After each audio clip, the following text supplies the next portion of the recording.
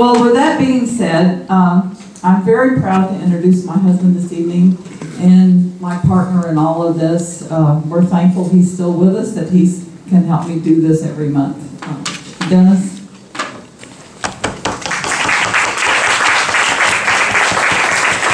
Trying to do it without the microphone. Can everybody hear me without it? No? Okay. I'll use the microphone then. You know, my qualifications for doing this is I've had a heart attack and I've had heart bypass surgery. And let me just say up front, I've never gone through this without crying, so you be prepared. Just a little intro before we watch Dr. Esselstyn's video. Approximately 630,000 people, Americans, die of heart disease each year. Over 1 million each year have heart attacks. And the problem is increasing as we eat more and more fat and unhealthy diet. More people are going to be afflicted by the heart disease and the deaths and the suffering. So as Vicki said, why do we have these meetings? If we can help one person avoid going through what we did, it's all worth it.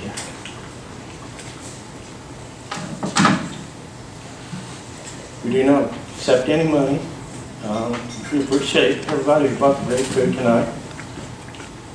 So basically, 3 years ago, I had a heart attack, bypass surgery, and a stent put in. But if you go back to 2000, I started having annual physicals. And I'd go in for my annual physical, and one thing that they would do as a part of that physical is they'd run blood tests. And one of the things that was extremely misleading to me was that they told me to keep your cholesterol below 200, and I did. I took a statin drug to do that. They also said keep your LDL or bad cholesterol below 100. And I did. And Vicki would say, she had turned vegan 3 years before I had my heart attack. And I would tell her, I don't need to change, I'm fine. But the truth is, 35% of the heart attacks that occur in this country occur with people who have a cholesterol level between 150 and 200. My point being, that people are being lied to, they're being misled. If you want to avoid a heart attack, you need to get your cholesterol, your total cholesterol, below 150, not 200. And you need to get your LDL or bad cholesterol below 80, not 100. So if you think you're fine, you very well may not be fine. And I'll talk a little bit more about that later when we get to the handouts. So, immediately, the day before I had my heart attack, I was out cutting down trees. I felt fine, clearing a fence row, and at 4:30 the next morning,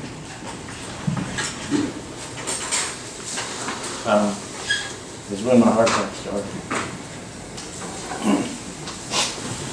So immediately after having the heart attack and having surgery, I read Dr. Esselstyn's book, Prevent or Reverse Heart Disease. And this is the book that I read that turned my life around. If anybody would like to buy it, it's available on Amazon for like $12. You can get a used copy cheaper. You can find it perhaps at the library, I don't know. But it's very worthwhile.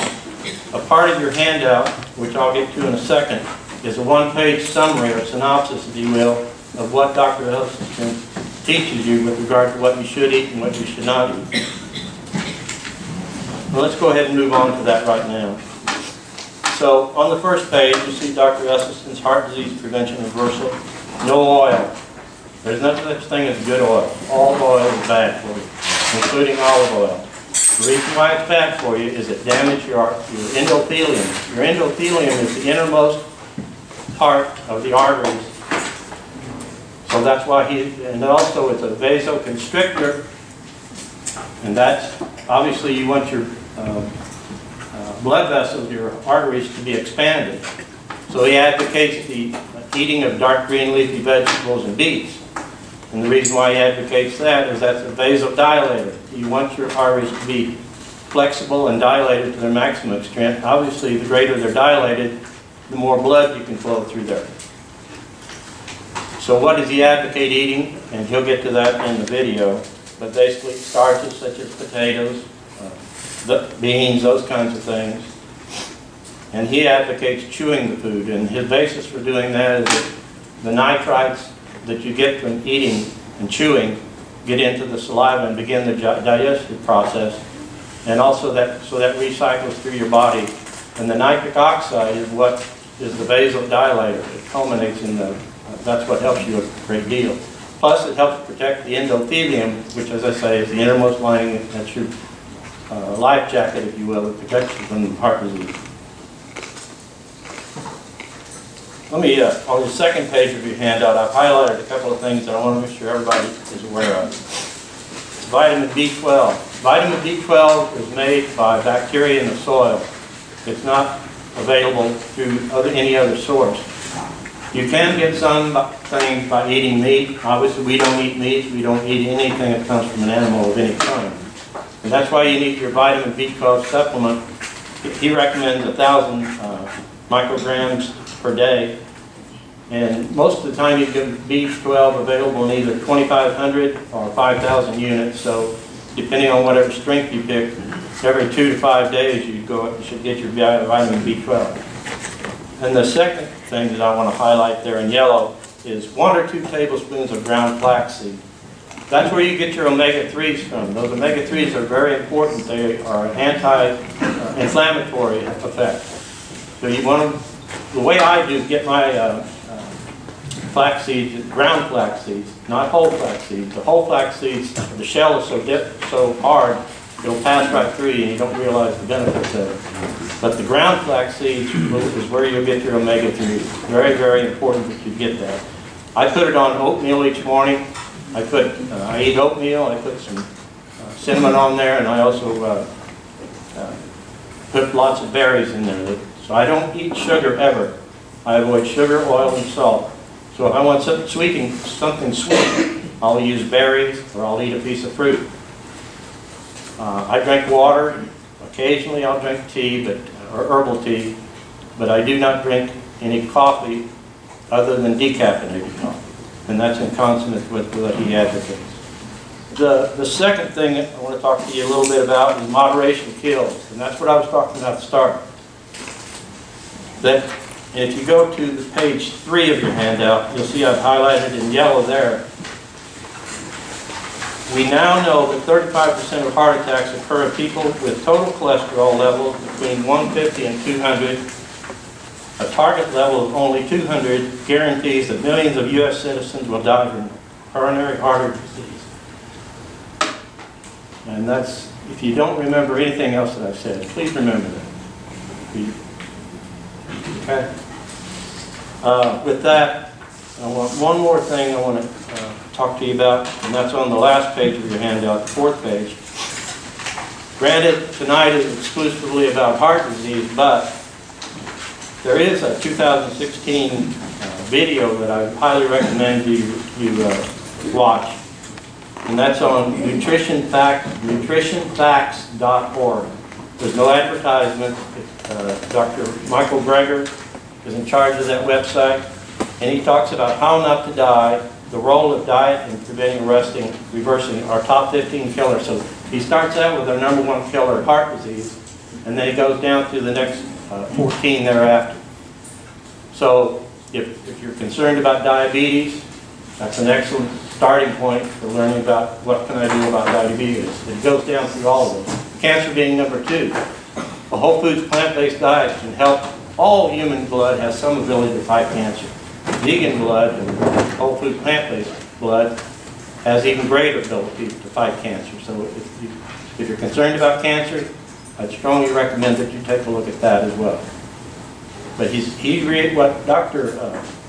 Greger does each month, he looks at all the studies that are published in English language.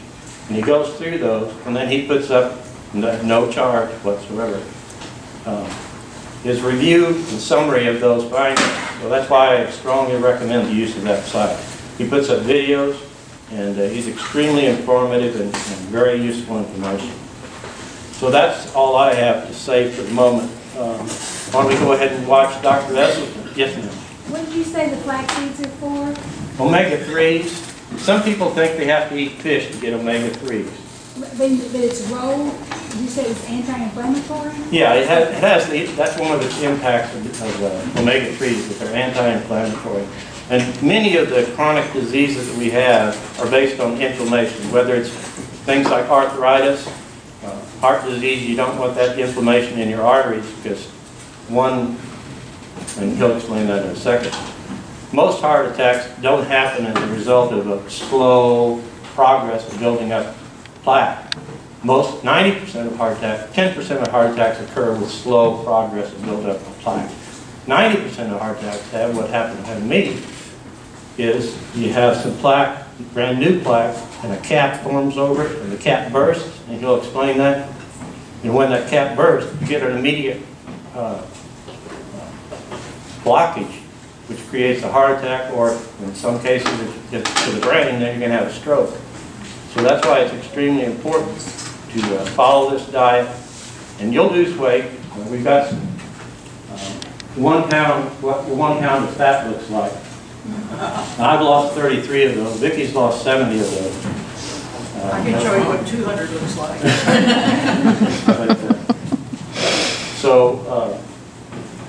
What we'll do, we'll watch the video. He'll explain it much better than I can, and then we'll go ahead and have questions and answers. What is your cholesterol now? Well, the lowest that I've gotten it down to with no medications. I no longer take any meds whatsoever. Now, you don't want to do that without talking to your doctor. You want to do this based on discussing. I explained to him, okay, this is what I want to do. This is where I want to get to. My cholesterol was 117. Total cholesterol 117, and the LDL or bad cholesterol is 49. So I'm heart attack proof, and you'll explain that better in the video, better than I can. But yes, 117 over 49 is the best that I've done with no meds. Mary knows that we'll tell you what we're going to do, right? And exercise. And exercise. And exercise is very important. People cover that. And Mary helped me after I had my heart bypass surgery. She's in charge of the cardiac rehab at the Wellness Center. And Mary and her excellent ladies really helped me a lot. So I want to thank you, Mary, for coming tonight. Yeah, we do appreciate it. Yeah. And we